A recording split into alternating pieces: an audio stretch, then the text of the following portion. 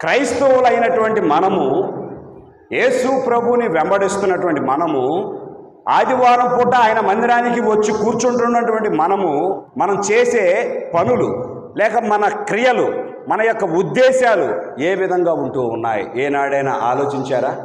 రండి, కొరింథీయులకు రాసినటువంటి మొదటి పత్రిక 16వ అధ్యాయం 14వ వచనాన్ని చదువుకుందామా? మీరు చేయు కార్యములు అన్నీ, కొన్నేనా? కొన్ని అని బైబిల్లో ఉందా? అన్నీ అని ఉందా?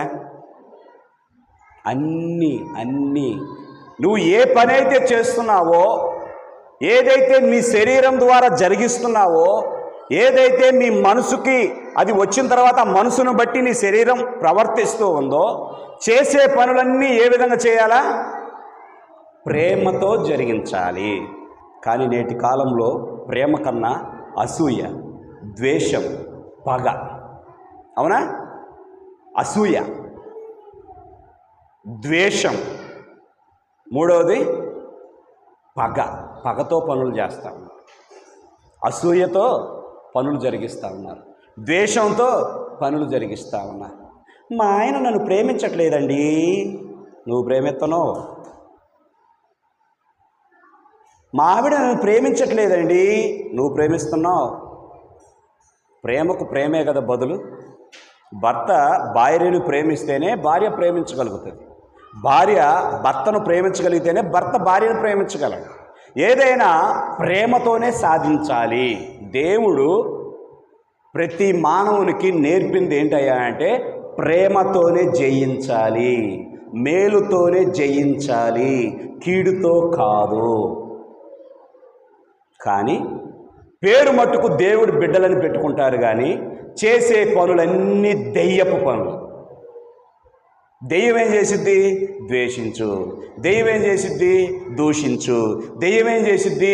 వాడు కీడు కోరుకుంటుంది. దెయ్యం ఏం చేసిద్ది? పగను, కలహాన్ని రేపుతూ ఉంటుంది. కానీ దేవుడు ఏం చేస్తాడు? ప్రేమతో క్షమిస్తూ వస్తాడు. ఏమండి, యేసు ప్రభుకి ఎన్ని ఇబ్బందులు ఎదురయ్యాయండి? యేసు ప్రభుని దూషించలేదా? మొహాన ఉమ్ము వేయలేదా? చెంపబ్రెడ్డుకు పెరుగు వారికి తీస్తూ ఉంటుంటే బాధ రావట్లేదా? ఏమండి, కానీ దూషించాడా జనాల్ని? ద్వేషించాడా జనాల్ని? నేను వచ్చిన పని ఇదే, మరణించడానికే నేను వచ్చా, మరణం పొందడానికే నేను వచ్చా అని చెప్పేసేసి తన పని తాను ప్రేమతో జయించుకుంటూ వెళ్ళాడు. అందుకే కదా యోహాను సువార్త 3వ అధ్యాయం 16వ వచనంలో ఒక మాట ఉంటుంది. దేవుడు లోకమును ఎంతో అన్లిమిటెడ్, ఇప్పుడు అన్లిమిటెడ్ డేటా వచ్చింది ఫోన్కి. ఆ డేటా చూడటానికైనా నైట్ 12-1 గంట దాకా మెలుకోకుంటారు. ఒకప్పుడు 1 GB అంటే వామ్మో నెల రోజులు వాడాలరా 1 GB డేటా. కొంచెం అవసరమైతే ఫోన్ ఓపెన్ చేద్దాం, అవసరమైతే నెట్ ఆన్ చేద్దాం, అవసరమైతే సాయంత్రంలోపు ఒక్కసారి నెట్ ఆన్ చేసి ఆ వాట్సాప్లో ఏమొచ్చింది చూసుకుని వెంటనే నెట్ ఆఫ్ చేస్తారు. ఇప్పుడు unlimited 2.5 GB, 2 GB, 1.5 GB, 5G unlimited. అది వాడుకోవడం కోసమే నైట్ మెలకువగా ఉంటా ఉన్నారు. యేసు ప్రభు యొక్క ప్రేమ ఎలాంటిదయా అంటే అన్లిమిటెడ్. లిమిటెడ్ కాదు. ఒక హద్దు ఆయన ప్రేమకు లేదు. హద్దు లేని ప్రేమ యేసయ్యది. భార్యకు హద్దు గల ప్రేమ ఏదో తెలుసా? బొవ్వ తెచ్చి పెడితేనే ప్రేమించి, బట్టలు తెచ్చిస్తేనే, కావలసినవి తెచ్చిస్తేనే, లేకపోతే ఇంట్లో అంట్లు ఉండాల్సిన చోట ఉండకుండా ఇల్లు మొత్తం తిరుగుతూ ఉంటాయి. వంటగదిలో ఉండాల్సిన సామాన్లన్నీ ఇల్లు మొత్తం తిరుగుతాయి. ఏమైనా భూకంపం వచ్చిందంటే ఇంటికి భూకంపం రాలా, ఇంటిలో భూకంపం వచ్చింది. ఏదిరా అంటే భార్యాభర్తల మధ్య భూకంపం. అవునా? మరి భర్త యొక్క ప్రేమ హద్దు ఏంటో తెలుసా? నేను రాగానే నాకెందుకు నీళ్ళు ఇలా, నేను రాగానే నాకెందుకు అన్నం పెట్టలా, నేను రాగానే కాలు కడుక్కోవడానికి నీళ్ళు ఇచ్చి ఎందుకు తువ్వాలేదు, నేను రాగానే ఎందుకు నా పక్కన కూర్చోలేదు, నాతో ఎందుకు నువ్వు మాట్లాడలేదు. ప్రేమలకి హద్దు. మనుషులమైన మన ప్రేమలకి హద్దు, కానీ యేసయ్య ప్రేమకు హద్దు లేదు. దేవునికి మహిమ కలుగును గాక. ఆ దేవాతి దేవుని యొక్క వాక్యము రాయబడుతూ ఉన్నది. మీరు చేయు కార్యములన్నీ, ఏ పని అయితే నువ్వు చేస్తున్నావో, పని చేయాలంటే మొట్టమొదటిగా ఏమవుతుంది? ఇక్కడికి వస్తుంది ఏం చేయాలా ఏందని. ఇక్కడికి వచ్చిన తర్వాత ఏం చేస్తాం? ఏం చూడాలా, ఏం చూడకూడదు, ఏం తినాలా, ఏం తినకూడదు, ఏది చేయాలా, ఏది చేయకూడదు, ఏది జరిగించాలా, ఏది జరిగించకూడదు, ఏది మాట్లాడాలా, ఏది మాట్లాడకూడదు, అంతా ఏడుకొస్తుంది. ఏం చేయబోతున్నావో దేవుడికి తెలుసు మొదటగా. కనుక మనము చేసే పనులన్నీ ఎలా చేయాలంట? మరి ఇప్పుడు దాకా పాటలు పాడారు కదా బిగ్గరగా, ఇప్పుడు దాకా చప్పట్లు కొట్టారు కదా, ఇప్పుడు దాకా వాక్యం చదువుతున్నారు కదా, ఇప్పుడు దాకా ప్రార్థనలో ఉన్నారు కదా, ఇప్పుడు దాకా ఆరాధన చేశారు కదా. నువ్వు చేసే పనులు ప్రేమతో చేస్తున్నావా, కోపంతో చేస్తున్నావా, అసూయతో చేస్తున్నావా, ద్వేషంతో చేస్తున్నావా, కీడు కోరుకుంటూ చేస్తున్నావా? అది నీ ఇంట్లో వారి పట్ల, నీ పక్క వారి పట్ల, నీ సంఘంలో వారి పట్ల, దైవజనురాల పట్ల, అందరి నీ పనులు ఏ విధంగా ఉంటున్నాయి? దేవుడు అంటూ ఉన్నాడు, నువ్వు చేసే పని ప్రేమతో చెయ్యి. రోమాపత్రిక 12వ అధ్యాయం 21వ వచనం, నీకు జయం రావాలంటే ఎదుటోని చంపడం కాదు, ఎదుటోని భూమి మీద లేకుండా చేయటం కాదు, అది చేతగానితనం. నీ చేతయ్యేతనం ఏదైనా ఉంటే మనిషి బతికి ఉండగానే వాడితో పోరాడు, అంతేగాని మనిషిని చంపితే. ఇప్పుడు పరిస్థితులు ఎట్లా జరుగుతున్నాయి, రాష్ట్రం ఏ విధంగా ఉంది, ప్రాంతాలు ఏ విధంగా ఉన్నాయి, ఏ కుటుంబంలో నెమ్మది ఉందా, ఏ కుటుంబంలో ఆనందం ఉందా, ఎవడొచ్చి ఏం చేస్తాడో తెలియదు. పరిస్థితులు ఎంత దారుణంగా ఉన్నాయంటే ప్రేమ చల్లారిపోయిన పరిస్థితిలో ఉన్నాం. అందుకనే దేవుడు వాక్యం రాయబడుతూ ఉన్నది, మత్తయి సువార్త 24వ అధ్యాయం 12వ వచనం, అక్రమము విస్తరించుట చేత అనేకుల ప్రేమ. క్రమంలో ఉంటే ప్రేమ ఉంటుంది, అక్రమంలో ఉంటే ఏమవుతుంది ప్రేమ? ఏమా, నేటి కాలంలో అదే కులం, అదే ప్రాంతం, అదే చుట్టాలు, వీటన్నిటిలో కూడా ప్రేమ ఉందా అంటే ప్రేమ లేదు. మొన్నటిదాకా సంతోషంగా ఉన్నారు, మొన్నటిదాకా బ్రహ్మాండంగా తిరిగారు, మొన్నటిదాకా కార్లు ఎగరేశారు, ఇప్పుడు ఎక్కడ ఉంటున్నారు? చాలా గ్రామాలలో అండి వార్తల్లో చూస్తుంటే ఎంత పరిస్థితి ఎంత భయంకరంగా ఉందో తెలుసా? కుటుంబాలు విడిచిపెట్టి వెళ్ళిపోతా ఉన్నారు, గ్రామాన్ని విడిచిపెట్టి వెళ్ళిపోతా ఉన్నారు. కారణం ప్రేమ చల్లారిన పరిస్థితి, ప్రేమ చల్లారిన పరిస్థితి, ద్వేషాలు పుట్టుకొస్తున్న పరిస్థితి, కలహాలు పుట్టుకొస్తున్న పరిస్థితి, అసూయ పుట్టుకొస్తున్న పరిస్థితి. ప్రియమైన వారులారా, ఒకవేళ ఎదుటోడు కీడు చేశాడయా, ఎదుటోడు కీడు చేశాడు పాస్టర్ గారు, మరి మేము ఎట్లా చేయాలా? దేవుని వాక్యం సెలవిస్తూ ఉంది, రోమాపత్రిక 12వ అధ్యాయం 17వ వచనం. దేవుడు చెప్పే మాట మనుషులు చెప్పే మాట కాదు. కీడుకు ప్రతి కీడు ఎవ్వరికి చేయొద్దు. వాడిని కీడు చేశాడా, ప్రేమించినోడిని మళ్ళీ ప్రేమిస్తే ఉపయోగం ఏముంది? దేవుడు అదే అన్నాడు చాలా చోట్ల తెలుసా, నీకు బోవ పెట్టేవాడికి నువ్వు బోవ పెడితే ఉపయోగం ఏముందిరా, నీకు పెట్టే స్తోమత లేనోళ్ళకి పోయి పెట్టు. అందుకే కదా అనాథులను చూడు, విధవరాలను చూడు, వికలాంగులను చూడు, నీకు ఏది కలిగినా వాళ్ళకి పెట్టు అంటాడు. ఎందుకు? వాళ్ళు పెట్టలేరు. మరి ఎవరు పెడతారయ్యా? యేసుప్రభు ఎత్తాడు. వాళ్ళకి మేలు చేస్తే ఎవరు చేస్తారు? మనకి యేసుప్రభు మేలు చేస్తాడు. అలాంటి వారికి కీడు చేస్తే ఎవరు కీడు చేస్తారు? మనకి యేసుప్రభువే కీడు చేస్తారు. కనుక ఎవరైనా మనకు ఒకవేళ కీడు చేస్తే మరి మనం ఏం చేయాలా? ప్రతి కీడు చెయ్యకూడదు, దేవుడు వాక్యం సెలవిస్తుంది. అందుకనే కీడు వలన జయింపబడక, ఎదుటోడికి నష్టపరిచి, ఎదుటోడిని చంపేసి, ఎదుటోడిని దూషించి, ఎదుటోడిని వికలాంగుడిగా చేసి మనం సంతోషపడటం కాదు. ఏదున్నా సరే ఫేస్ టు ఫేస్ తేల్చుకోవాలి. కీడు చేత నువ్వు జయించక ఏం చేయాలా? చేతనైతే మేలు చెయ్యి. అది చేత అయితే తినే ప్లేట్లో ఖచ్చితంగా రాయేసి మనం సంతోషపడతాం. చాలామంది అండి ఎదుటివాడికి అన్నం పెట్టక, ఎదుటివాడికి మంచి చేయక, తినేవాడికి రాయి, పెట్టేవాడి చెవులో ఒక రాయి, ఏమైపోద్ది? మేలు చేయటం ఆగిపోతుంది. ఏం చేసినట్టప్పుడు? కీడు చేసినట్టే కదా, కీడు చేసినట్టే కదా. కనుక మరి జయం ఎలా రావాలా అంటే మేలు చేసే నువ్వు జయించాల తప్ప కీడు చేసి జయించమాక. అది నీ ఇంట్లో వాళ్ళకే కానీ, నీ తోడబుట్టిన వారికే కానీ, మీ తల్లిదండ్రులకే కానీ, మీ బంధువులకే కానీ, మీ స్నేహితులకే కానీ, నీవు వస్తున్న నీ మందిరంలో ఉన్నటువంటి తోటి సభ్యులకే కానీ, దైవజనుడికైనా దైవజనురాలకే కానీ, నీకు తెలియని ఇరుగు పొరుగు వారే కానీ, ఎవ్వరికి నువ్వు కీడు తలపెట్టకూడదు. ఇది నియమం. గుండె మీద చేసుకొని చెప్పండి, ఇప్పటి వరకు నువ్వు ఎంతమందికి మేలు చేయగలిగినావు? నీ ద్వారా మేలే జరిగింది ఇతరులకి, లేక నీ ద్వారా నీ ఇంట్లో వాళ్ళకి, నీ పక్కన వాళ్ళకి. ఇప్పుడు చెప్పాను కదా, తల్లిదండ్రులు, తోడబుట్టిన వారు, భర్త, భార్య, సంఘంలో ఉన్నవారు, దైవజనుల పట్ల, లేకపోతే ఇతరుల పట్ల, తెలియని పొరుగు వారి పట్ల నువ్వు మేలు ఎక్కువ చేసావా, కీడు ఎక్కువ చేసావా ఒక్కసారి ఆలోచించే. మరి మనం దేవుడి పిల్లలని ఎలాగా? How is it possible? ఇది ఎలా సాధ్యం? కీడు చేస్తే వాళ్ళకి నీకు తేడా ఉంది చెప్పు, అంతేనా కదా? ఫస్ట్ ఆఫ్ ఆల్ ఎవరు? మనమే దేవుడి పిల్లలని. మనం కీడు చేయకూడదు. మరి ఎట్లా? అది కూడా ఉంది బైబిల్లోనే. మనం చక్కగా చదివితే చక్కగా అర్థమైద్ది మనకి. నువ్వు కీడు చేయాల్సిన అవసరంలే. నిన్ను ఎవరైనా ద్వేషిస్తే నువ్వేం ద్వేషించొద్దు, కానీ నువ్వు ఒక పని చేయి నీ చేతనైతే. ఏంటో తెలుసా? ఉంది 12వ అధ్యాయం రోమపత్రిక 19వ వచనం. ప్రియులారా అంటే ఎవరు? ప్రియమైన వారలారా అని అర్థం. ప్రియులారా అంటే ప్రియమైన వారలారా, మీకు మీరే పగ తీర్చుకొనక. ఏమంట? మీకు మీరే పగ తీర్చుకోమాక. వాడు నాకు చేశాడని నేను వాడికి చేయటం, నేను వాడికి చేశానని వాడికి నాకు చేయటం. 2 కుటుంబాల మధ్య గొడవలు, 2 వర్గాల మధ్య గొడవలు, 2 గ్రామాల మధ్య గొడవలు, 2 బంధుత్వాల మధ్య గొడవలు. ఇవన్నీ ఎక్కడికి పోతాయి అంటే గ్రామం నాశనం అవ్వడానికి వెళ్ళిపోతాయి. కనుక మీరు పగ తీర్చుకోమాకండి. మరి ఏం చేయాలా? అక్కడ రాయబడతా ఉన్న మాట ఏంటి? దేవుని ఉగ్రతకు చోటియ్యడి. దేవుడు ఉగ్రత ఉంటుంది. న్యాయం ఎటువైపు ఉంటే అటే దేవుడు ఉంటాడు, అన్యాయం వైపు ఉండడు. నేను మన మనస్తత్వాలు ఏదో తెలుసా? వామ్మో నా ఇంటోడు, అయ్యో నా పార్టీ వాడు, అయ్యో నా ఇంటి పేరటోడు, అయ్యో నా కులపోడు, అన్యాయమైనా సరే సపోర్ట్ చేస్తాం మనం. కానీ దేవుడు అలా సపోర్ట్ చేసేవాడు కాదు.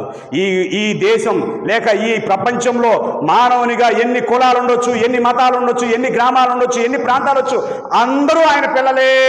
గుర్తుంచుకోండి, అందరినీ కలగజేసిన వాడు ఆయనే. మరి ఆయన ఏ పక్షపాతం చూపించాలో చెప్పండి. ఏమ్మా, ఈ గ్రామంలో ఉన్న మనం దేవుడి పిల్లలం కాదా? దేవుడు మందిరానికి రాకపోయినా దేవుడు పుట్టిలేదు అందరినీ. పక్క గ్రామంలో ఉన్న దేవుడి పిల్లలు గారా? ఏ మతమైనా కానీ, ఏ కులమైనా కానీ అందరు దేవుడి పిల్లలేగా. మరి ఆయన ఎటువైపు సమాధానం చెప్పాలా? దేవుడు న్యాయం ఎటు ఉందో అటే సమాధానం చెప్తాడు. కనుక మీరు పగ తీర్చుకోమాక. నీకు చేతనైతే ఏం చేయాలో తెలుసా? దేవునికి సమయాన్ని కలిపి, ప్రభువా నా పరిస్థితి ఈ విధంగా ఉంది, నేను ఇలాగ జరిగించా, దీన్ని ఎదుటోడు ఈ విధంగా అపార్థం చేసుకున్నాడు, అపార్థం చేసుకోవడమే కాక నాకు కీడు జరిగిస్తున్నాడు. చూడండి, ఇందాక మనం చదివినటువంటి 71వ కీర్తన ఒకసారి తీద్దామా?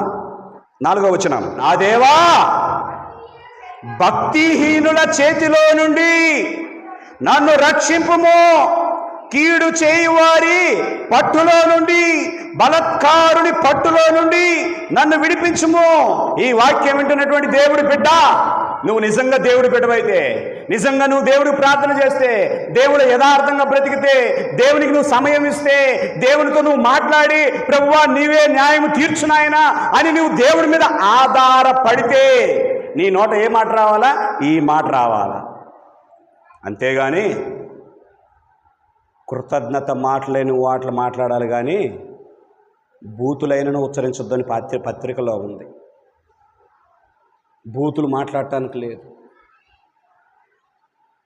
ఇతరులను మనం శపించడానికి లేదు. నిజం, ఇతరులను శపించడానికి లేదు. ఆ లెక్కలో అనుకుంటే ఒక్క మాట, నాకు నేను అంత నీతిపరుణ్ణే, నీకు నువ్వు అంత నీతిపరుడువే, పరురాలువే, నేను అంత పరిశుద్ధుడినే, మీరంత పరిశుద్ధులా? దేవుడు ఎన్నిసార్లు మనం ద్వేషించాలా? దేవుడు ఎన్నిసార్లు మనల్ని ఇబ్బంది పెట్టాలా? అవునా కాదా? మరి మన పొరుగువాడంటే మనకంత సులకనా? ఇక్కడ రాయబడుతూ ఉన్న మాట, నా దేవా, భక్తిహీనుల చేతిలో నుండి నన్ను రక్షించు, కీడు చేయువారి పట్టులో నుండి. కీడు చేసే వాళ్ళు ఎక్కువైపోయారు ప్రభువా. ఎవరు ఎక్కువైపోయారు? కీడు చేసేవాళ్ళు. నేను మంచి చేస్తున్నా సరే నాకు కీడు వస్తూనే ఉంది. ఏం చేయాలి ప్రభువా? నువ్వేమో కీడు చేత కాక మేలు చేత చేయించమంటున్నావు, నేనేం చేయాలా? మనకు ఎవరైతే కీడు చేయాలనుకుంటున్నారో, మనల్ని ఎవరైతే ద్వేషిస్తూ ఉన్నారో, మనకు ఎవరైతే ఇబ్బంది పెట్టాలనుకుంటున్నారో, మనం ప్రభు యొక్క సహాయం పొందుకుంటే, ఇందాక రోమపత్రిక 12వ అధ్యాయంలో చదివాం కదా, ఏమని చదివాము? ప్రియులారా, మీకు మీరే పగ తీర్చుకొనక దేవుని ఉగ్రతకు చోటియ్యుడి, పగ తీర్చుట నా పని. మీరెందుకు? మీ చేతికి మట్టి ఎందుకు చెప్పండి అమ్మా? మీ చేతికి మట్టి ఎందుకో? ఈ వాక్యం వింటున్నటువంటి ఎవరైనప్పటికీ కూడా నీవు యథార్థంగా జీవించినట్లయితే, నీవు నీతిగా జీవించినట్లయితే, నీవు ఇతరులకు మేలు చేసి ఇతరుల ద్వారా నీకు కీడు ఒకవేళ కలిగినట్లయితే నీవు చేయవలసినది ఏమిటో తెలుసా? మోకరించి న్యాయవంతుడైనటువంటి దేవుడికి ప్రార్థన చేయి. న్యాయం వైపు ఎవరు నిలబడినా ఎవరు నిలబడకపోయినా, నీ బంధువులు, నీ స్నేహితులు, నీ ఇంటి వారు, నీ పొరుగు వారు ఎవరు నిలబడకపోయినా, నీలో న్యాయం ఉంటే, నీలో యథార్థత ఉంటే, నీలో నీతి ఉంటే, నీలో పరిశుద్ధత ఉంటే స్వయంగా దేవుడే వచ్చి తీర్పు తీరుస్తాడు. గుర్తుంచుకోండి. నా మాట దేవుడి వాక్యం మీకు చెప్తుంది. నేను అమ్మా దేవుని మాటలో నా మాట చెప్తున్నాను. దేవుని వాక్యం స్వయంగా చెప్తుంది, పగ తీర్చుట నా పని, నేనే ప్రతిఫలం ఇత్తును అని ప్రభువు చెప్పుచున్నాడు.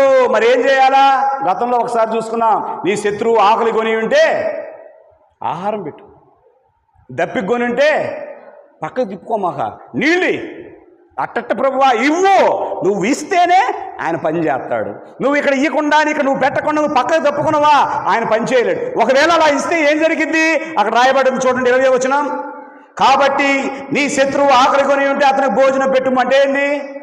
అంటే ఏంటి? ఆకలి కొని చచ్చిపోయే స్థితిలో ఉన్నప్పుడు వాడి ప్రాణాన్ని నిలబెట్టు అని అర్థం. ఒక ముద్ద అన్నం పెట్టి ప్రాణాన్ని నిలబెట్టు. ప్రాణాన్ని నిలబెడుతున్నాడా? కనబడితే చంపేద్దాం అనుకుంటున్నారా? ప్రస్తుత పరిస్థితులు అలా ఉన్నాయండి. గ్రామాలలో రే వాడేడ్రా, ఈడేడ్రా, ఎవరిదైనా ప్రాణమే కదా. ఎవరికైనా భార్య పిల్లలు ఉన్నారా లేరా? తల్లిదండ్రులు ఉన్నారా లేరా? తొందరపాటు చర్యల వల్ల ప్రాణాలు పోతే ఆ కుటుంబాలు ఎంతగా విలవిలలాడతాయి. ఒక్కసారి ఆలోచన చేశారా? మనం చేసే పనులు ప్రేమతో చేయాలి, ద్వేషంతో చేయకూడదు, అసూయతో చేయకూడదు, కీడుతో చేయకూడదు. నీ శత్రువు ఆకలి కొని ఉంటే ఏం చేయాలా? వాడికి భోజనం పెట్టు. దప్పికొంటే దాహమి, నీకు లేకపోయినా పర్వాలేదు, శత్రువు దాహంతో ఉన్నాడు, ఇవ్వు. ఇస్తే ఏందయ్యా? వాడు మారడు కదా. నీ సొమ్ము తిన్నాడు కదా, నీకే హాని చేస్తున్నాడు కదా. దేవుడు చూస్తా ఊరుకుంటాడా? కింద రాయబడుతూ ఉన్న చూడండి, అలాగూ చేయడం వలన అతని తల మీద నిప్పులు కుప్పగా నువ్వు మేలే చేశావు. దేవుడు అంటున్నాడు కదా, మేలు చేత కీడును జయించు తప్ప కీడు చేసి నువ్వేమి జయం పొందలేవు. అందుకనే కొలస్సీలకు రాసిన పత్రిక 3వ అధ్యాయం 17వ వచనంలో ఒక మాట రాయబడుతూ ఉంది. క్రైస్తవులుగా ఉంటున్నటువంటి వారు, దేవుని పిల్లలుగా ఉంటున్నటువంటి వారు, మేము పరిశుద్ధులం అనుకుంటున్న వారు, మేమే నీతిమంతులం అనుకుంటున్న వారు, మా ప్రార్థనలే గొప్ప అనుకుంటున్న వారు ఎవరైనప్పటికీ కూడా ఈ యొక్క వాక్యాన్ని చదవండి. మరియు మాట చేత కానీ, ఒకటి గుర్తుంచుకోండి, నీ మాటల వల్ల, నా మాటల వల్ల కానీ, తర్వాత క్రియ చేత కానీ. క్రియ అంటే ఏంటి? మొన్నే తెలుసుకున్న జ్ఞాపకార్థ కూడికలో, చనిపోయినప్పుడు మన ఆస్తులు మన దగ్గరికి రావు, మన సొంతలు మన దగ్గరికి రావు, కానీ ఒకటి వస్తుంది. అమ్మో గుర్తుంచుకోండి, చనిపోయిన తర్వాత భర్త రాడు, భార్య రాదు, పిల్లలు రారు, బంధువులు రారు, స్నేహితులు రారు, అన్నదమ్ములు రారు, తోడబుట్టినోళ్ళు ఎవరు రారు, అమ్మా నాన్న రారు, ఎవరు రారు, నువ్వు సంపాదించింది రాదు, నీ పేరు ప్రఖ్యాతులు రావు. కానీ చనిపోయిన తర్వాత ప్రతి మనిషి వెంట ఒకటి వస్తుంది. ఏందో తెలుసా? శరీరము ద్వారా జరిగించిన సమస్త క్రియలు మన వెంటే ఉంటాయి. అవి తీర్పు దిన లెక్క చెప్పొద్దు అక్కడ. కనుక ఇక్కడ అంటూ ఉన్నాడు, మాట చేత కానీ, నెక్స్ట్ క్రియ చేత కానీ, మీరు ఏమి చేసినా, మీరు ఏదేం చేయండి, ప్రభు అయిన యేసు ద్వారా తండ్రి అయిన దేవునికి కృతజ్ఞతాస్తుతులు చెల్లించుచు. యేసు ప్రభు పేరట నేను దూషిస్తున్నా అంటవా? యేసు ప్రభు పేరట నేను శపిస్తున్నా అంటవా? యేసు ప్రభు పేరట నువ్వు నాశనంగా అంటారు అసలు ఆ మాట? దేవుడు ఏమంటున్నాడు? దేవుడు పిల్లలుగా పిలువబడుతున్నటువంటి మనము ఇతరులను శపించకూడదు, ఇతరులకు కీడు చెయ్యకూడదు. వాడు చేశాడని నువ్వు చేయటానికి వీలు లేదు. నీకు ఒక ఆయుధం ఉంది. ఏంటో తెలుసా ఆయుధం? చేతనైతే మోకరించి ఏడ్చి ప్రార్థన చేయి. అది మడుగు చేయరు చాలామంది, అది చెయ్యరు. ప్రార్థనే నీ ఆయుధం. దేవునితో సమయం గడపడమే నీ ఆయుధం. నీ వైపున నిజంగా న్యాయం ఉంటే, ఏ తప్పిదం లేకపోతే ఖచ్చితంగా దేవుడు నీ పక్కనే ఉంటాడు. నా వైపు ఏ దోషం లేనప్పుడు, నా వైపు అంత న్యాయం ఉన్నప్పుడు తప్పనిసరిగా దేవుడు నా వైపే ఉంటాడు. ప్రియులారా, జ్ఞాపకం చేసుకోనండి. మాట చేత కానీ, క్రియల చేత కానీ, అంటే చూపుల ద్వారా కానీ, చేతల ద్వారా కానీ ఆలోచనల ద్వారా కానీ ఏదైనప్పటికీ కూడా ఆయనకు మహిమ కలిగే విధంగా మనము చేయాలి తప్ప వేరే కీడు అనేది చేయకూడదు. ప్రియమైన వారలారా, సామెతలు 20:22 కీడుకు ఎవరైనా కీడు చేస్తే కీడుకి ప్రతి కీడు చేయాలని నువ్వు అనుకోమాక. ఇక్కడ రాయబడ్డ మాట చూడండి, యెహోవా కొరకు కనిపెట్టుము. నీకు బలం ఉంది, నీకు బలగం ఉంది, నీకు బంధువులు ఉన్నారు, నీ కాడ ఉండాల్సినవన్నీ ఉన్నాయి, పోయి కీడు చేసి వస్తావు. చేసి వచ్చి నువ్వు బతుకుతావా? ఇప్పుడు టైం నీది, తర్వాత టైం అవతల పోదా? వాళ్ళు ఎంటబడరా? వాళ్ళు చేయరా? చెప్పండి అమ్మా. కీడుకు నేను కీడే చేస్తా, చెయ్యి, నీ ఇష్టం, అది చెయ్యి. దేవుడికి నేను సమయం ఏమంటావు, దేవుడికి నేను ఏమి ఇవ్వనంటావు, దేవుడి దగ్గర నేను రానంటావు, దేవుడి దగ్గర నేను ప్రార్థన చేయనంటావు, అంతా బాగానే ఉంది. కీడుకు ప్రతి కీడు చేస్తానంటున్నావు, నీ ఇష్టం. దేవుడు వాక్యం చెప్తా ఉంది, కీడు చేసినా నువ్వు కీడు అనుభవించు కానీ నువ్వు మటుకు నీ పొరుగువానికి కీడు చేయమాక. ఏం చేయాలా? దేవుని కొరకు నువ్వు కనిపెట్టుకుంటే ఆయనే నిన్ను రక్షిస్తాడండి. నేను రక్షిస్తూ అవతల వానికి శిక్ష విధిస్తాడు. ఆ విషయాన్ని మనం జ్ఞాపకం చేసుకోవాలి ప్రియమైన వాళ్ళారా. ఇంకా చాలామంది ఏం చేస్తారో తెలుసా? మేలు అనుభవించి ఏం చేస్తారో తెలుసా? కీడు చేయాలని, అవతల వ్యక్తికి నాశనం అవ్వాలని, అవతల వ్యక్తిని ఇబ్బంది పెట్టాలని చాలామంది ప్రయత్నాలు చేస్తూ ఉంటారు. గుర్తుంచుకోండి, ఒకవేళ ఎదుటి వారి ద్వారా మేలులు అనుభవించి ఒకవేళ ఆ ఎదుటి వారికే నువ్వు ఒకవేళ కీడు తలపెట్టాలనుకుంటే, మందిరంలో ఉన్న మీరు, ఈ మందిరం వెలుపల ఈ శబ్ద యంత్రం ద్వారా వాక్యం వింటున్నటువంటి నా ప్రియ గ్రామస్తులారా, గుర్తుంచుకోండి, కీడు వల్ల జయించడం గొప్ప కాదో, మేలు చేసి కీడును జయించు. అంత మాత్రమే కాదు, ఒకవేళ నీవు మేలు అనుభవించి వారికి ఒకవేళ కీడు తలపెడితే ఎవరూ లేరులే అనుకుంటున్నావేమో, గుర్తుంచుకో, అందరము ఆయన కలగజేసిన బిడ్డలమే. మేలుకి ప్రతిగా కీడు చేస్తే ఏం జరిగిందో తెలుసా? సామెతల గ్రంథం 17:13 నా నోటి మాట కాదు, బైబిల్ గ్రంథం తీసి మీకు చూపిస్తూ ఉన్న మాటలు. మేలుకు ప్రతిగా కీడు చేయువాని ఇంట నుండి అన్ని కుటుంబాలు ఒక రకంగా ఉంటాయి. ఈ కుటుంబం మటుకు ఇలాగుంటుంది. అందరి పిల్లలు ఒక రకంగా ఉంటారు, వీళ్ళ పిల్లలు ఒక రకంగా ఉంటారు. అందరి యొక్క గృహాలు మంచిగా ఉంటాయి, వీళ్ళ గృహం మంచిగా ఉండదు. కారణం కీడే శాపంగా మారిపోదు. గుర్తుంచుకోండి, ఎవరిస్తున్నారు ఈ శాపాలు? దేవుడి దగ్గర నుంచి వస్తాయి. మనుషులు ఏం చేయలేరు మనల్ని, మనం మనుషులు ఏం చేయలేము. కానీ మేలు అనుభవించి ఒకవేళ కీడు తలపెడితే ఆ కీడు ఎక్కడి నుంచి పోదంట? ఆ ఇంట్లో నుంచి పోదు. ఎన్ని ఉపవాస ప్రార్థనలు చేయి, డబ్బుండి ఒకవేళ సతీష్ కుమార్ని పిలు, డబ్బుండి ప్రవీణ్ కుమార్ని పిలు, డబ్బుండి ఐజయ్ గారిని పిలు, ఐజయ్ గారిని, ఇసాక్ గారిని. ఎప్పుడైతే నీవు నేను పశ్చాత్తాపడి నాది తప్పు ప్రభువుని మొర్ర పెట్టుకుంటే ఎవరితో పని లేదు, ఎవ్వరు వచ్చి చేయాల్సిన అవసరం లేదు. ఒకవేళ వాళ్ళందరినీ పిలిచినా వారు ఒకవేళ దేవుడి ఆత్మ కలిగిన వాళ్ళైతే దీనివల్ల వీళ్ళకి ఇది వచ్చిందని వాళ్ళకి గ్రహింపు వచ్చేస్తుంది. వచ్చినా ధైర్యంగా చెప్పలేరు. గుర్తుంచుకోండి, వచ్చినా దీనివల్ల వచ్చిందంటే అమ్మో ఈయన మాట అన్నాడయ్యా అనే మనస్తత్వాలు మనవి. కానీ ధైర్యంగా ఎవరూ చెప్పలేరు నీ పలానా ద్వారా పలానా జరుగుతుందని. కనుక ప్రియమైన వాళ్ళారా, జ్ఞాపకం చేసుకోవాల్సింది ఏంటంటే, మన ఇంటిలో కీడు ఉండాలంటారా? మన పిల్లల జీవితాల్లో కీడు ఉండాలంటారా? మనలో కీడు ఉండాలంటారా? వద్దు. ఎదుటోళ్ళు కీడు చేయమాక, అప్పుడు నీకు కూడా కీడు రాదు. ఆ విషయాన్ని మనం జ్ఞాపకం చేసుకోవాలి. అయితే రాజుకి ఒక వ్యక్తిని తీసుకొస్తూ ఉన్నాను. సమూయేలు మొదటి గ్రంథం 18:9 కాబట్టి నాట నుండి సౌలు దావీదు మీద విషపు చూపు. నాయను ఏ చూపు అమ్మా? విషపు చూపు కూడా ఉంటుందా? చూపుల్లో విషం కూడా ఉందా? విషం పెట్టి చంపాల్సిన అవసరం లేదేమో జనాల్ని, చూపు చూస్తే చాలేమో. అది ఏ చూపో? దొంగ చూపే అనుకున్నా నేను ఇప్పటి వరకు. ఇప్పుడు ఏ చూపు ఉంది వాక్యంలో? విషపు చూపు. చూపులతోనే విషం కక్కుతారు. నాట నుండి సౌలు దావీదు మీద విషపు చూపు నిలిపాడు. నాట నుండి ఏం జరిగింది అక్కడ అంటే, నీవు చేతగాక గజగజ వణుకుతూ ఉన్నప్పుడు, నీ ప్రజలు గజగజ వణుకుతూ ఉన్నప్పుడు దావీదనే బాలుడు వచ్చి శత్రువును జయించి శత్రువుతో పోరాడి దేవుని యొక్క సహాయంతో తన ప్రజలను రక్షించుకొని తన ప్రజలను కాపాడుకుంటూ వాళ్ళలో నువ్వు లేవా? విషపు చూపు చూపేవాడు లేడు అప్పుడు లెక్క. అయితే వాళ్ళందరినీ రక్షించేవాడు ఎవడు? ఎవడైతే విషపు చూపు చూశాడో వాడే రక్షించాలి అందరినీ, రాజుగా ఉన్న సౌలు. కానీ దావీదు రక్షించి అంత చేసి వచ్చిన తర్వాత సహజంగా మంచి చేస్తే మంచి అంటారు కమ్మా, చెడు అంటారా?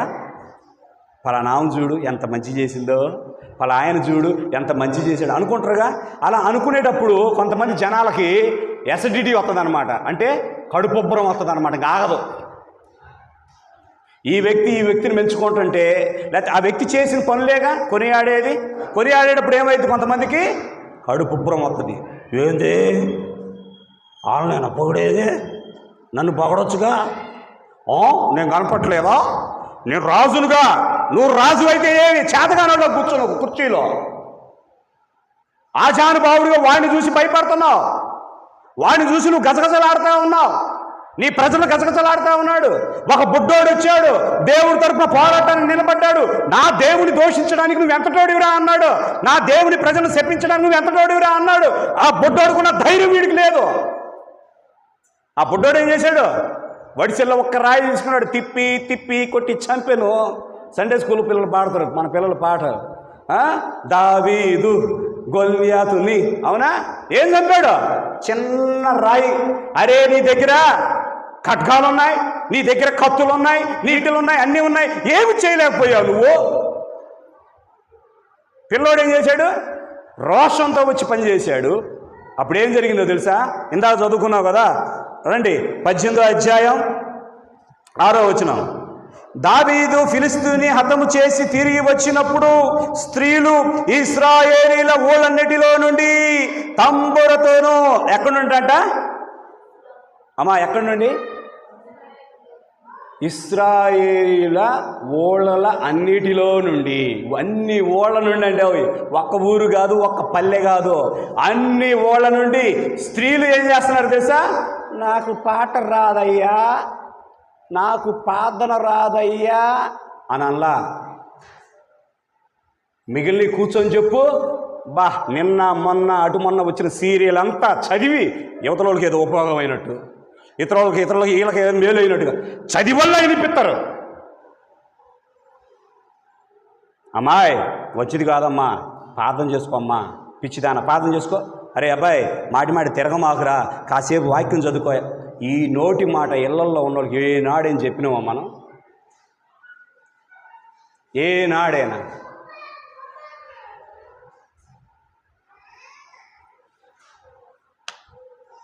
ప్రియమైన వారులారా, అప్పటి ఇశ్రాయేలు స్త్రీలు ఏం చేస్తున్నారో తెలుసా?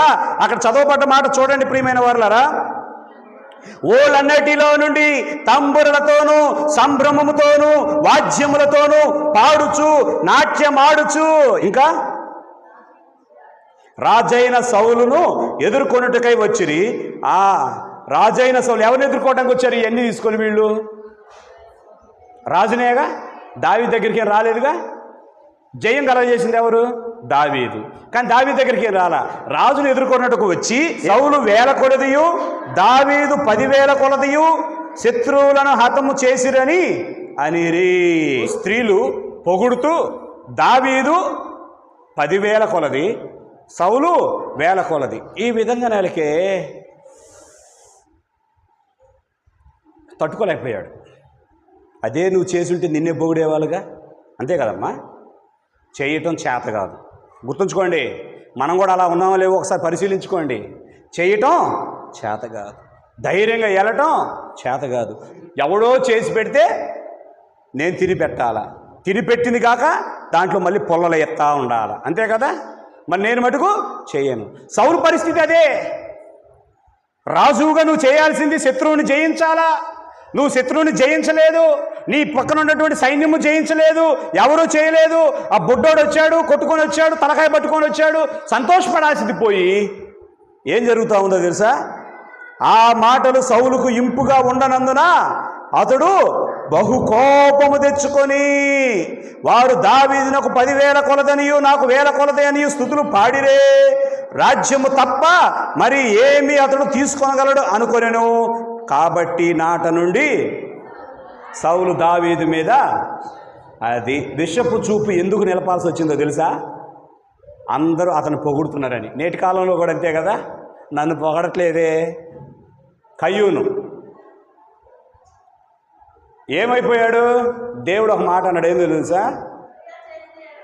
నీవు సత్క్రియ చేసిన ఎడల, అది నువ్వు చేసేదేమో పాపపు క్రియ, నేను తలెత్తుకోవాలంటే ఎట కుదిరిద్ది? అందరూ నన్ను పొగడాలంటే ఎట కుదిరిద్ది? నువ్వు సత్క్రియ చేస్తే నిన్ను మెచ్చుకోవడా? అదే అంటున్నాడు, నీవు సత్క్రియ చేసిన ఎడలా తల ఎత్తుకొనవా, సత్క్రియ చేయని ఎడలా ఒకడు పొంచుండిద్ది, ఏంది? పాపము పొంచి ఉండిద్ది నీ ఎడల, దానికి వాంఛ కలుగును, దువ్వు అని దానిని వేలు దువ్వు, పాపం వల్ల వచ్చి జీతం మరణము, నిత్య నరకాగ్నిగుండవు. మంచి క్రియ, చాలామంది మంచి క్రియలు చేయరు, చెడే చేస్తారు. మళ్ళీ నేను పెద్ద గొప్ప అంటారు. దేనికి? ఈ సౌలు పరిస్థితి అదే. నువ్వు చేయాల్సిన పని చేయకుండా వాడు చేసినాడు కాబట్టి చేసినోడిని సంతోషంగా చేస్తూ ఉన్నప్పుడు, ఆనందంగా అతని పేరు అంటూ ఉన్నప్పుడు విషపు చూపు నిలుపుతూ ఉన్నాడు. అయినా ఒకానొక సందర్భంలో ప్రియమైన వారలారా, అక్కడ చూసినట్లయితే 18-14 ఒకసారి చూడండి. మరియు దావీదు సమస్త విషయములలో సుబుద్ధి కలిగి ప్రవర్తింపగా యెహోవా అతనికి తోడుగా, అబ్బా ఏమంట? సమస్త ప్రవర్తన. ఇందాక వాక్యం ఏం చదువుకున్నా? మీరు చేయు కార్యములన్నీ ప్రేమతో చెయ్యుడి అన్నాడు. ఇక్కడ చూస్తే సమస్తము దేవుడికి ఎలాగున్నాయంట? సుబుద్ధి కలిగి సమస్త విషయములలో మంచి బుద్ధి కలిగి ప్రవర్తింపగా. ఎవరు తోడుగా ఉన్నారు?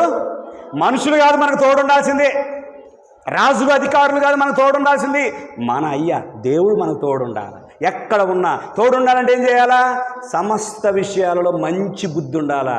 మంచి బుద్ధి ఉండి బ్రతికితే మనకు తోడు ఎవరు వస్తారు?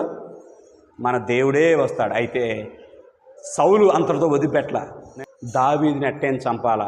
ఏందంట? దావీదుకు మంచి పేరు వస్తుంది, దావీదుకు మంచి పేరు వస్తుంది. ఈ సౌలు యొక్క కుయుక్తి ఏంటో తెలుసా? ఎదుటోడిని చంపాలి. చేతనైతే నువ్వు కూడా మంచి చేయొచ్చుగా, చేయడు. ఎదుటోడిని చంపితే వీడు గొప్పడైపోతాడు. నేటి కాలంలో కూడా అంతేగా, నిన్ను చంపితే నా పగ తీరింది. చంపితే చేతగానోడు చేసే పని అది. చేతగానోడు చేసే పని ఏంటంటే చంపటం. చేత అయితే బతికి జయించు, వాడిని కూడా నిలబెట్టి నువ్వు జయించు, పోరాడు, తప్పులేదు. కానీ నీ మనసుకు నచ్చలేదని, నీకు కీడు చేశాడని నువ్వు చంపితే వానికి నీకు ఏమన్నా తేడా ఉందా? లేదు. సౌలు అయితే దావీదును చంపడానికి ప్రయత్నం చేస్తూ ఉన్నప్పుడు దావీదు దొరకట్లా. కారణం ఏంటో తెలుసా? దావీదుకి దేవుడు తోడుగా ఉంటూ ఉన్నాడు. అయితే ఎవరినైతే చంపుదామనుకుని పోయాడో వాడికే దొరికిండు. చంపుదామని పోయి తెలియక దావీదు దగ్గరికి పోయి నిలబడ్డాడు. 1 సమూయేలు 24:4 దావీదు జనులు, అంటే దావీదుతో పాటు ఉన్నోళ్ళు, అదిగో నీ దృష్టికి ఏది మంచిదో అది నువ్వు అతనికి చేయనట్లు నీ శత్రువును నీ చేతికి అప్పగించునని యెహోవా నీతో చెప్పిన దినము వచ్చినని అతనితో అనగా, దావీదు లేచి వచ్చి సౌలునకు తెలియకుండా అతని పై వస్త్రపు చెంగును కోసెను. అట్టెట్ట దొరికిండు? ఏమండి? పై వస్త్రపు చెంగును కూడా కోసాడండి. ఎట్టెట్ట దొరికిండు సౌలు దావీదుకి? మొదటి నుంచి చదవండి. సౌలు ఫిలిస్తీయులను తరుముట మాని తిరిగి రాగా దావీదు ఎన్గెది అరణ్యమందున్నాడని అతనికి వర్తమానం వచ్చెను. అప్పుడు సౌలు ఇశ్రాయేలందరిలో నుండి 3,000 మందిని ఏర్పరచుకొని వచ్చి కొండ మేకలకు వాసములకు శిలా పర్వతముల మీద దావీదును అతని జనులను వెదుకుటకై ఎంతమందితో బయలుదేరాడు? 3,000 మందితో సౌలు బయలుదేరాడు. ఎవరిని చంపడానికి? దావీదును చంపడానికి. కానీ దావీదుకి తోడు ఎవరున్నారు? దేవుడు తోడుంటా ఉన్నారు. చివరికి ఏం జరిగిందో తెలుసా?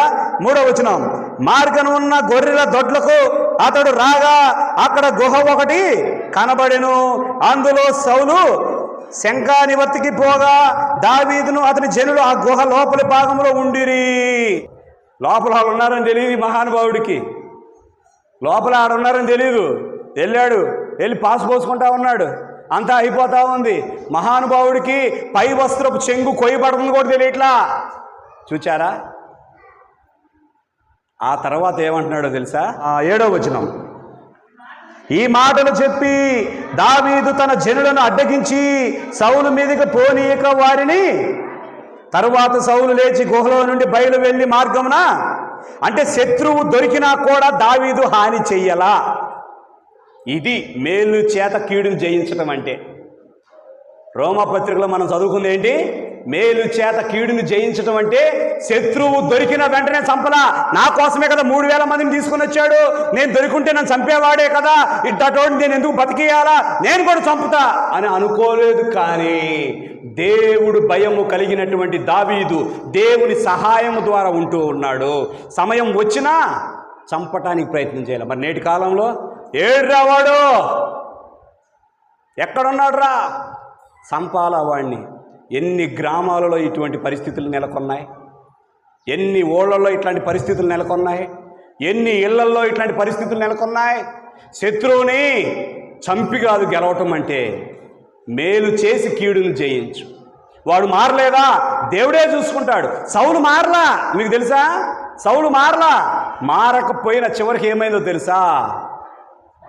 యుద్ధం జరుగుతూ ఉన్నప్పుడు సున్నతి లేని వాళ్ళు వచ్చి నన్ను చంపటం ఎందుకురా అని చెప్పి అతని యొక్క ఆయుధాలను మోసి అసిస్టెంట్ ఒకడు ఉంటే, వరే నువ్వు వచ్చి నన్ను పొడిచి చంపరా అంటే, నీకు దండం పెడతా నేను చంపనని పారిపోయాడు. పక్కకి వెళ్ళిపోతే సౌలే కత్తి నిలబెట్టి ఆ కత్తి మీద పడి చచ్చిపోయాడు. అది చూసి ఆయన ఆయుధాలు మోసేవాడు, వామ్మో మహారాజే చచ్చిపోతే నేను చంపాననుకో, ఎందుకు ఇదంతా అని చెప్పేసి అతను కూడా చచ్చిపోతాడు. సౌలు ఏమైపోయాడు? ఎవడైతే చంపుదామని తీరుకున్నాడో ఆడి ప్రాణం ఆడే పోగొట్టుకున్నాడు. నా శత్రువు అయినప్పటికీ నీ దేవుడు చూసుకుంటాడు, వదిలేశాడు. 2వ రాజుగా ఉండి అతను దేవుని మహిమపరుస్తూ ఉన్నాడు. కనుక నువ్వు చెయ్యి ప్రతి కార్యం ఎలా చేయాలా? ఏనండి, ప్రేమతో జరిగించాలి. అవతలోడికి భార్య పిల్లలు ఉన్నారు, అవతలోడికి తల్లిదండ్రులు ఉంటారు, అవతలోడి కుటుంబ సభ్యులు ఉంటారు. వాడి ప్రాణం తీస్తే ఎట్లా అని చెప్పేసేసి ఆలోచన చేస్తూ ఉన్నాడు దావీదు. మరి నేటి కాలపు మనుషులు ఆలోచన చేస్తున్నారా? ఆలోచన చేస్తే మంచిది. ఈ యూట్యూబ్, ఫేస్బుక్ చూస్తున్నటువంటి బిడ్డలు కూడా ఒక్కసారి ఆలోచన చేయండి. ప్రస్తుతం ఏ పరిస్థితుల్లో ఉంటూ ఉన్నాం, మన చుట్టుపక్కల వాతావరణం ఏ విధంగా ఉంటూ ఉంది, ప్రాణ భయముతో ఎక్కడికెక్కడికో పారిపోయే పరిస్థితులు ఎందుకు వస్తున్నాయి? ఒక్కసారి తలపెట్టండి. ఎవరి ప్రాణం తీసివేయడానికి ఎవరికి అధికారం లేదు.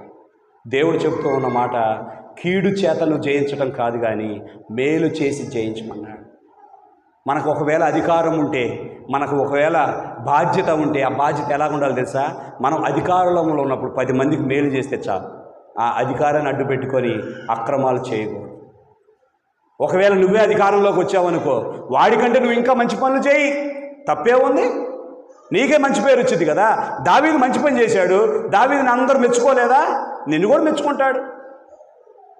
మేము కూడా చాలాసార్లు ఆలోచిస్తూ ఉంటాం, మనము ఆ చిన్నగారులపాడు గ్రామం వెళ్ళినంత వరకు, ఎప్పటి దేవుడు చిత్తం ఎప్పటి వరకు నడిపిస్తే అప్పటి వరకు మనము మేలు చేస్తూ, మేలు చేస్తూ మనము అక్కడ లేకపోయినా మన పేరు అవసరం లే, ఫలానా టైంలో ఈ కార్యం జరిగింది, మనుషులు కాదు కనపడాల్సింది, వారి చేసిన పనులు కనపడాలి. ఈ నేటి కాలంలో ఎట్లా, నా టైంలో చేశాను రా అని అనిపించుకోవడానికి తహతహలాడుతున్నారు. కానీ నువ్వు మేలు చేయి, ఆ మేలుని బట్టి నీ పేరే 10 మంది 10 తరాలు అనుకుంటారు. పలానా రోజులు ఉన్నప్పుడు పలానా పని జరిగిందిరా, పలానా రోజులు ఉన్నప్పుడు పలానా జరిగిందిరా అనుకుంటారు. చాలదు అది. పిచ్చోడు సౌలు కాకపోతే ఏంది? అలాంటి పిచ్చి తలంపులు నేటి కాలం మనుషుల్లో లేదా? ఎదుటోడు ప్రాణాలు తీయటం అవసరమా? నువ్వు ఉన్నప్పుడు నువ్వు వాళ్ళకి మంచి మేలు చేయి. నీకు అవకాశం ఇచ్చినప్పుడు నువ్వు కూడా మేలు చేయి, వాళ్ళకంటే ఇంకా గొప్ప కార్యాలు చేయి, ప్రజలకు మేలు చేయి, ప్రజలే నిన్ను దీవిస్తారు. తప్ప చంపుకోవటం వల్ల, పొడుచుకోవటం వల్ల కుటుంబాలు విలవిలలాటమే కదా, అల్లాడిపోవటమే కదా. లెగిస్తే ఒకరి మొహాలు ఒకరు చూసుకునే వాళ్ళేగా, బంధువులేగా, ఒక ఊరోలేగా, ఒక గ్రామంలో ఉన్నవాళ్ళే కదా, అంతా నువ్వేగా. నీ ఎదుట వాని భార్య పిల్లల ఏడుట నీకు సంతోషమా? నీ ఎదుట వారి యొక్క తల్లిదండ్రులు రొమ్ములు కొట్టుకుంటా ఏడటం నీకు సంతోషమా? ఈ మాటలు వింటున్నటువంటి గ్రామంలో ఉన్న ప్రతి ఒక్కరు ఒక్కసారి ఆలోచన చేయండి. దేవుని వాక్యం బ్రతికించేదిగా ఉంది. దేవుని వాక్యం కాపాడేదిగా ఉంది. దేవుని వాక్యం మనల్ని పోషించేదిగా ఉన్నది. దేవుడు ఏది చేసినా ప్రేమతో చేయండి అంటున్నాడు. ప్రేమతో చేస్తే మనకే మేలు జరిగిద్ది, మన కుటుంబానికి మేలు జరిగిద్ది. కీడు చేత జయించొద్దు, కానీ మేలు చేసి కీడుని జయించే వారిగా ఉండాలని ప్రభువు తలస్తుంటూ ఉన్నాడు. ఈ యొక్క మాటలు దేవుడు మన కొరకై దీవించి ఆశీర్వదించును గాక.